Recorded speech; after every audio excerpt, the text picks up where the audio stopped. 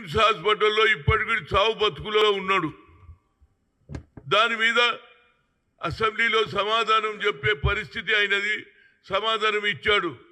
దానికి మరి already bail మీద ఉన్నటువంటి అల్లు అర్జున్ ఎందుకు ప్రెస్ కాన్ఫరెన్స్ పెట్టిండని అడుగుతున్నా. నేను పెట్టవలసిన అవసరం ఏమి ఏర్పడింది? నువ్వు ఆల్రెడీ బెయిల్ మీద ఉన్న వ్యక్తి అసెంబ్లీలో మాట్లాడింది ముఖ్యంగా ఒక ఆడపడుచు చనిపోయింది, ఇంత పెద్ద అన్యాయం జరిగిపోయింది, కొడుకు హాస్పిటల్ ఉన్న ఆవేదనతో పోలీసులు ఇచ్చిన రిపోర్ట్ ప్రకారంగా నువ్వు చేసిన ఏదైతే పర్మిషన్ లేకుండా నువ్వు రావడం ఇవన్నీ జరిగినాయి. నా ఉద్దేశంలో మరి పొలిటికల్ పార్టీస్ వాళ్ళు ఎంతసేపటికి ఇదో కక్ష అంటుడు, కక్ష సాధించే కాంగ్రెస్ పార్టీ కాదు, మాది సెక్యులర్ పార్టీ. ఇవాళ ఎవరైతే ఆర్ఎస్ఎస్ నుంచి కిషన్ రెడ్డి గారు అంటున్న పరిస్థితులు బాగలేవు అంటున్నాడు, మరి మణిపూర్లో ఏమవుతుందిరా బాబు? సంవత్సరం పొడుగా ఇప్పటికి 90 మంది చనిపోయిండ్రు.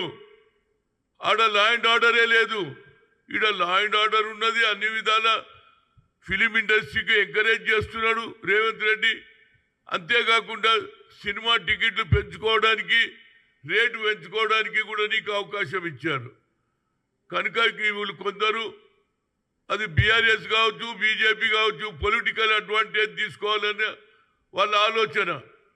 నేను అల్లు అర్జున్కు నిజంగానే నీకు ఆలోచన ఉంటే ఆ పిల్లగాడు తేజ కిమ్స్ హాస్పిటల్లో సీరియస్గా ఉన్నాడు, మృత్యుంజయ యాగం చేయిరా బాబు. నీ ఇంట్లో ఆయన బాగుపడాలని మృత్యుంజయ యాగం చేయి. అదేవిధంగా నీకు ఆలోచన ఉంటే వాళ్ళ కుటుంబానికి ఏ విధంగా సాయం చేయాలని ఆలోచన చేయి.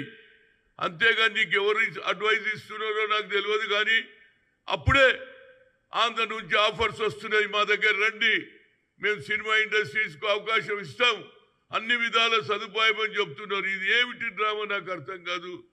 తెలంగాణలో ఎవరు తెచ్చిండ్రో ఈ తీసుకురావడానికి? డాక్టర్ మర్రి చెన్నారెడ్డి మద్రాసు నుంచి ఆనాడు నాగేశ్వరరావును మొదలు పిలిచి ఆ తర్వాత ఎన్టీ రామారావు అందరూ వచ్చే ఇక్కడ ఫిలిం ఇండస్ట్రీకి మంచి కోట్లు ఉన్నటువంటి ఏరియా, భూమి ధర ఉన్నటువంటి ఏరియాకు తక్కువ ధరలో మీకు ఇచ్చినా లేదా? ఈడ ఫిలిం ఇండస్ట్రీ పెట్టిండ్రు, ఇండ్లు కట్టుకున్నారు, అదేవిధంగా స్టూడియోలు కట్టుకున్నారు. కానీ ముఖ్యంగా అల్లు అర్జున్కు మేమేం తప్పు చేయలే, ఆనాడు జరగలే. సంజయ్ దత్కు ఆనాడు AK-47 దొరికిందని సంజయ్, ఇది మన ఫిల్మ్ యాక్టర్ సునీల్ దత్ కొడుకు, ఆయన కూడా పార్లమెంట్ మెంబరు, ఆయన కాంగ్రెస్లో ఉన్న కేసు అయిందా లేదా? అదేవిధంగా పోలీసు ఇచ్చిన లెక్క ప్రకారంగా, లా ప్రకారంగా కేసు పెట్టారు. అందులో నీకు బెయిల్ కూడా దొరికింది. బెయిల్ దొరికినోడు ప్రెస్ కాన్ఫరెన్స్ ఎవరు ఇచ్చింది నీకు ఈ ఐడియా? ఇప్పటికన్నా నీ ఆలోచనలో మార్పు రాని, మృత్యుంజయ యాగం చేయి. పోయి ఏది మన భువనగిరి దగ్గర ఏదైతే గుడి కట్టినరో తిరుపతిది, ఆడ పోయి ఉండిలా డబ్బులు వేయి. లాభాలు వచ్చినాయి కదరా బాబు, ఆ లాభంలోనే కొంత భాగం మృత్యుంజయ యాగం చేయి. దేవుడు అన్నాడు, అరే పాపం వాడు బతకగలుగుతాడు. అంతకాకుండా ఒక్కొక్కడు పోతున్నాడు, రోజు ఒక స్టేట్మెంట్లు ఇవ్వడం, కాంగ్రెస్ పార్టీని బద్నాం చేయడం.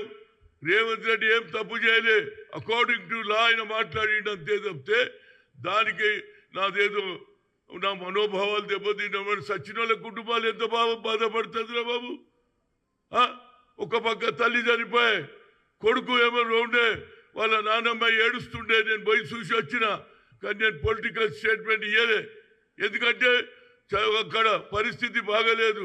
ఆ పిల్లవాడు ఏ విధంగా బాగుపడాలి, ఏ విధంగా మంచి ఆరోగ్యంగా రావాలని నేను దేవుని కోరుకొని వస్తే వీళ్ళు వచ్చి రోజు ఒక స్టేట్మెంట్, చనిపోయినప్పుడు పేలాలు వేసినట్టు, పేలాలు ఏరుకున్నట్టు వీళ్ళు రాజకీయంగా, అది బీఆర్ఎస్ కావచ్చు, బీజేపీ కావచ్చు, మీరు లా అండ్ ఆర్డర్ గురించి మాట్లాడేది. ఇంకో పక్క అంబేద్కర్కు అవమానం చేస్తారు. సాక్షాత్ ఎవరు? అమిత్ షా, హిందుస్థాన్ కా హోమ్ మినిస్టర్, రాజ్యాంగం రాసినాన్ని కూడా అవమానం చేస్తారు. దాని మీద మీరు కాన్సన్ట్రేట్ చేయండి బాబు. తప్పనిసరిగా ఆ పిల్లాడు తేజ బాగుండాలని భగవంతుని కోరుతున్నా. భువనగిరి దగ్గర వెంకటేశ్వర స్వామి గుడి కట్టిండ్రు. నీవు వచ్చినటువంటి పుష్ప సినిమాలో వచ్చినటువంటి డబ్బులు తీసుకుపోయి ఉండిలో వేయి, అదేవిధంగా వాళ్ళ కుటుంబానికి సాయం చేయి తప్పితే వీళ్ళ మాటలు నమ్మకరా బాబు. వీళ్ళు కేవలం ఏ విధంగా కాంగ్రెస్ను రేవంత్ రెడ్డిని బద్నాం చేయడానికే వీళ్ళ ప్రయత్నం జరుగుతుంది. అదేవిధంగా అల్లు అరవింద్ గారు కూడా పొలిటికల్గా ఆయన పార్టీ నడిపించిండు. ఆయన నన్ను ఆలోచన చేయరా బాబు. వీళ్ళ మాటలు నమ్మకు. మేమేం వ్యతిరేకం చేయలే. మీకు సినిమా టికెట్లు పెంచినాం, మీకు అందించినాం. కానీ మీరు రావద్దన్నారు. ఏదైతే అక్కడికి రావద్దన్నా నువ్వు వచ్చినావు, నీకు పర్మిషన్ లేదని వాళ్ళు అంటున్నారు. ఇవాళ ఎవరు సివి ఆనంద్ కూడా అన్ని రిపోర్ట్ ఇచ్చిండు. కనుక నా ఉద్దేశంలో ఇక్కడికే స్టాప్ చేయండి. దేవుని కోరుదాం.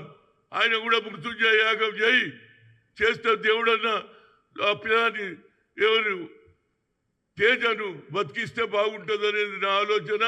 ఏదైనా law will take their own course. ఈ పొలిటికల్ డ్రామాలు బంద్ చేయండిరా బాబు. అంబేద్కర్కి అవమానం చేసి ఇవాళ మీరు మాట్లాడుతున్నారు. మణిపూర్లో లాస్ట్ 1 ఇయర్ నుంచి 90 మంది చనిపోయినరు. ఆడ ల్యాండ్ ఆర్డర్ కనిపిస్తలేదు. ఈడ ఒక్క అక్క రేవంతి చనిపోగానే ముఖ్యమంత్రి ఇంత సీరియస్ తీసుకున్నాడు. ఎందుకంటే ఎవరు చనిపోవద్దు, లా అండ్ ఆర్డర్ ఫెయిల్ కావద్దు అని మేము చూస్తుంటే లా అండ్ ఆర్డర్ పోయిందట, కక్ష సాధింపట, సినిమా ఇండస్ట్రీ ఆంధ్రకు పోతుందట. ఏందిరా బాబు ఇది? నాకు అర్థం కాదు. ఇప్పటికన్నా వాళ్ళ నాయన పోయిండు, ఎవరు అల్లు అరవింద్ పోయిండు, ఆయన కూడా మాట్లాడి వచ్చిండు.